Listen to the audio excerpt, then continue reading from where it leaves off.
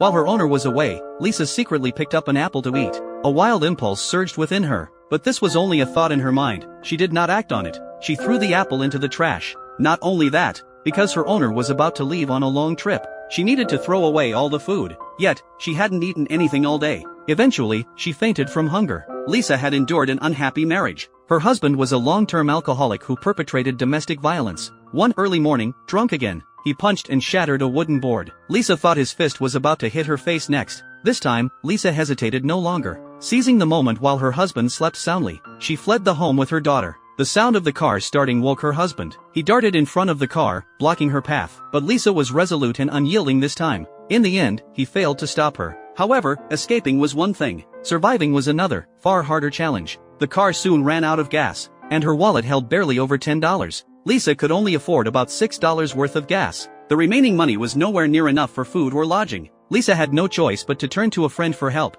But the friend blocked the doorway, informing her they had already notified her husband, so she was forced to drive away again. Yet in that vast city, she had no idea where to go. Lisa continuously soothed her daughter, trying to coax her to sleep, because once her daughter fell asleep, she could find any spot to sleep in the car, until a police officer appeared, informing her that parking there was prohibited, and suggesting she use a parking lot. But Lisa couldn't afford the parking fee. She dared not waste a single penny. At that moment, Lisa had nowhere to live. With no other options, she returned to the shelter. A staff member reminded her that her only viable path now was the domestic violence center, but Lisa didn't quite understand. "Yeah," she said, "I would really hate to take a bed from somebody that's been abused for real, someone who truly needs it." The social worker had to remind her, emotional abuse is also a legitimate form of domestic violence. In the end, Lisa still went to the domestic violence shelter. Its main gate remained locked year-round. Entering required surrendering their phones. If they needed to use a phone, they had to walk to another street to turn it on. Guards stood watch at the entrance 24 hours a day,